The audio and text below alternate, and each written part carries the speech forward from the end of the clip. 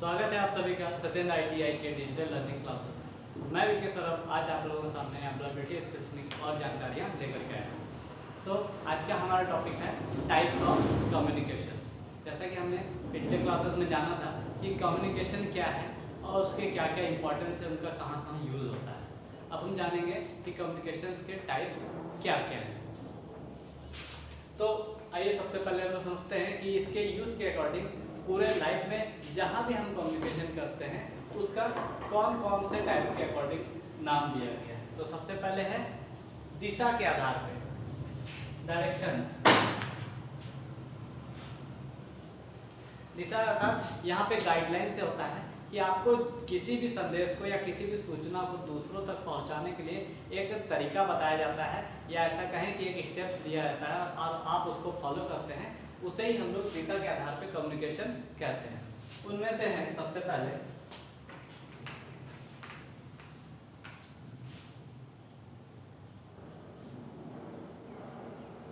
लंबवत संप्रेषण,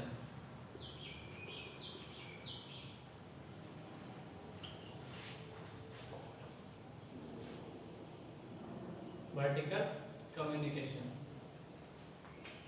क्योंकि किसी भी संगठन में जितने भी कार्य होते हैं, जितने भी कर्मचारी उसमें कार्यरत रहते हैं, सभी को एक रूल्स के अकॉर्डिंग एक सूचना मिलती है और उसके अनुसार ही वो अपने कार्य को निरंतर करते हैं और उस संगठन की प्रोन्नति होती रहती है।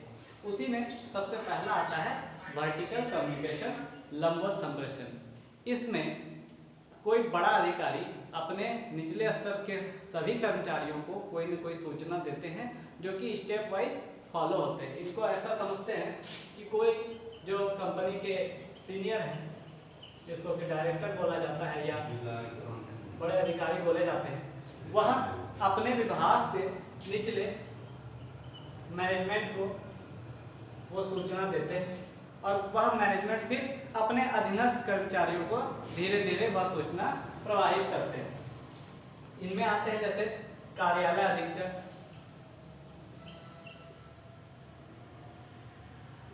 उसके अधीनस्थ कर्मचारी,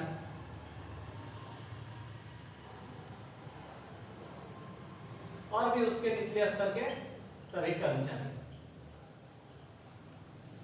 तो इसमें यही मुझे हमें समझना है कि लंबवत संप्रेषण में स्टेप वाइज कम्युनिकेशन फॉलो किया जाता है, अर्थात एक सीढ़ीनुमा संचार होता है इसमें।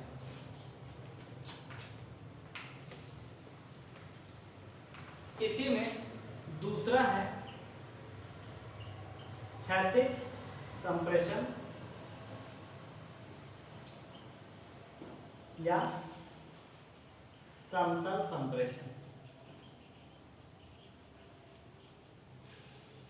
इस संप्रेषण के दौरान हर कर्मचारी अपने से समान स्तर पर रहने वाले कर्मचारियों के साथ संचार करते हैं या किसी भी सूचना को एक दूसरे तक पहुंचाते हैं।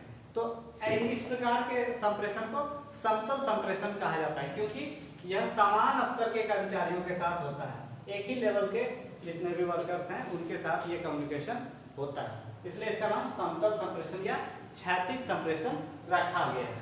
पहला वाला था लंबवत संप्रेषण यानी कि वर्टिकल, दूसरा है क्षैतिज।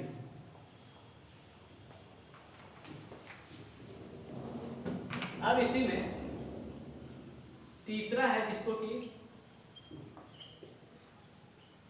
विकर्णीय संप्रेषण बोलते हैं, अर्थात डायगोनल कम्युनिकेशन।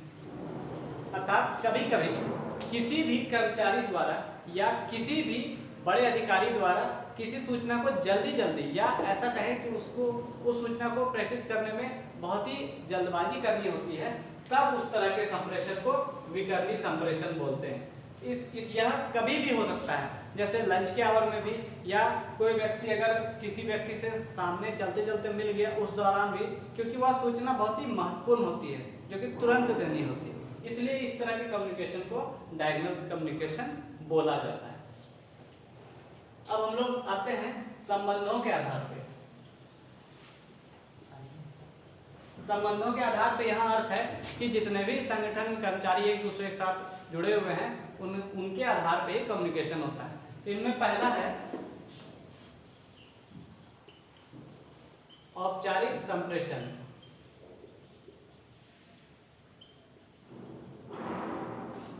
औपचारिक संप्रेषण, फॉर्मल कम्युनिकेशन, इसका अर्थ यही होता है कि जिस संस्था या जिस संगठन में कार्य कर रहे होते हैं उनमें हर कर्मचारी के मतलब संस्था के नियमों से बंधा होता है और उनमें रह के उन्हें कार्य करने होते हैं। तो उस दौरान जिस प्रकार की संप्रेषण होती है उन्हें ही औपचारिक संप्रेषण कहा जाता है। अर्थात यह घरेलू संप्रेषण नहीं है, यह आप जब घर से बाहर होते हैं तो वह नियमों के आधार पर जब संप्रेषण होता है या किसी सूचना को दूसरों व्यक्ति तक दिया जाता है उसे ही औपचारिक संप्रेषण कहते हैं। यह बिल्कुल ही लंबवत संप्रेषण के तरह ही माना जाता है। इसमें भी या ऐसा कहें कि यह स्टेप वाइज ही सीढ़ीनुमा ही संप्रेषण है। बड़े अधिकारी छोटे अधिकारी तक अपने संप्रेषण को, अपनी सूचनाओं को देते हैं और या छोटे अधिकारी भी अपने किसी सुझाव या शिकायत को बड़े अधिकारी तक पहुंचाते हैं तो वह भी स्टेप वाइज ही फॉलो किया जाता है। इसलिए इस प्रकार के संप्रेषण को औपचारिक संप्रेषण कहा जाता है।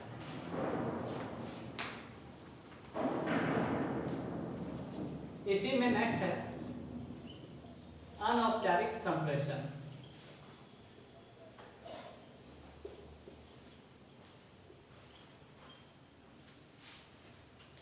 इनफॉर्मल कम्युनिकेशन, इस कम्युनिकेशन के दौरान अगर कोई व्यक्ति किसी दूसरे व्यक्ति से सलाह मांगता है या किसी प्रश्न का उत्तर मांगता है तो वह व्यक्ति कभी कभी सांकेतिक शब्दों में भी इसका उत्तर देता है। तो इसीलिए इस प्रकार के संप्रेषण को अनौपचारिक संप्रेषण कहा जाता है। या आप ऐसा कह सकते हैं कि अगर कोई बड़ा अधिकारी अपने टाइपिस्ट को किसी संदेश को लिखने के लिए पूछता है कि क्या आपने वह संदेश टाइप कर दिया, तो वह उत्तर हाँ नहीं बोल करके बोलता है। अर्थात सांकेतिक शब्दों को या ऐसे कि सिर हिला के या नहीं तो हाथ के इशारा से वह उसका उत्तर दे देता है। तो इसीलिए उसको अनौपचारिक संप्रेषण में रखा गया है। और इस प्रकार के संप्रेषण हम लोग अपने दैनिक जीवन में लगातार करते रहते हैं। इसलिए हमें यह समझना चाहिए कि जब भी हम अपने इशारों से या बिना बोले गए शब्दों द्वारा किसी व्यक्ति को अपनी सूचना या अपनी बात से सहमत कराते हैं तो वह अनौपचारिक संप्रेषण में आता है। अब हम लोग आते हैं माध्यम के आधार पे।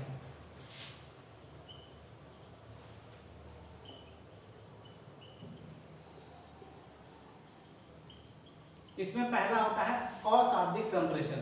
मुख्यतः हमें हर जगह यही समझना है कि कम्युनिकेशन दो ही टाइप से होते हैं, नॉन वर्बल और वर्बल। तो ये सारे कम्युनिकेशन जो कि दिशा के आधार पे है, संबंधों के आधार पे है या उन्हीं में समाहित है, इसलिए मुख्यतः जो है अशाब्दिक या शाब्दिक संप्रेषण को ही उसके प्रकार में रखा जाता है। तो अशाब्दिक संप्रेषण में जैसा कि नाम से ही स्पष्ट है अशाब्दिक, अर्थात इसमें शब्दों का प्रयोग नहीं होगा, वर्ड्स यूज नहीं होंगे। तो इनमें क्या होगा, इनमें संकेत यूज होंगे या जितने भी तरह के नॉन वर्बल सिंबल्स हैं वो यूज होंगे। कई बार ऐसा होता है कि जब आप कहीं जाते हैं तो वहाँ पे सीढ़ी पे एरो का जो है सिंबल रहता है, उससे पता चलता है कि हमें उस ऑफिस में जाने के लिए राइट या लेफ्ट मुड़ना होता है। वहाँ पे कोई व्यक्ति किसी भी व्यक्ति को यह नहीं कहता है कि आप इस ऑफिस में या इस जगह पे जाने के लिए लेफ्ट मुड़े या राइट मुड़े। तो वहाँ पे भी कम्युनिकेशन हो रहा है क्योंकि वह सूचना आपको वहाँ तक मिल जा रही है। इसलिए इस तरह के सिंबल्स ये अशाब्दिक संप्रेषण में आते हैं। जब आप सड़क पे जाते हैं तो राह चलते हुए या सड़क पे जो भी सिंबल्स लगे होते हैं कि हॉस्पिटल्स के सामने हॉर्न नहीं बजाना है या यहाँ पे टर्न है, तो वो सब सिंबल भी कम्युनिकेशन का ही सिंबल है, जिसको कि हम लोग नॉन वर्बल सिंबल्स कह सकते हैं। इसके बारे में और भी चर्चाएं हम लोग आगे की क्लास में करेंगे। अब दूसरा है, इसी में दूसरा है शाब्दिक संप्रेषण।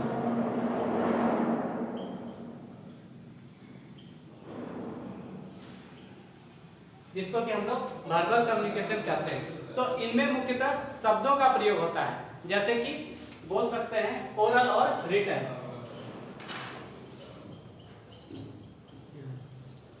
वर्बल कम्युनिकेशन का अर्थ होता है कि ओरल एंड रिटन टाइप में जब आप किसी के साथ बातचीत करते हैं या अपनी सूचनाओं को पहुंचाते हैं तो उसे ही शाब्दिक संप्रेषण कहा जाता है। ओरल अर्थात मौखिक रूप से आप जब किसी व्यक्ति से मिलते हैं या बातें करते हैं या अपनी सूचनाओं या डाटा को पहुंचाते हैं तो उसे ओरल कम्युनिकेशन कहते हैं। एंड जब आप लिखित शब्दों का प्रयोग करके या किसी व्यक्ति से पत्राचार के दौरान आप बातचीत करते हैं तो उसे रिटन कम्युनिकेशन कहते हैं। इन माध्यम के आधार पर जो संप्रेषण है इनका हम लोग और डिटेल आगे की क्लासेस में जानेंगे। तो आज हम लोग क्या जाने कि संप्रेषण के प्रकार में क्या क्या चीजें आती हैं और इनका कहाँ कहाँ पे यूज होता है। आगे की जानकारियां लेकर के आऊंगा नेक्स्ट वीडियो में। आज के लिए इतना ही, धन्यवाद।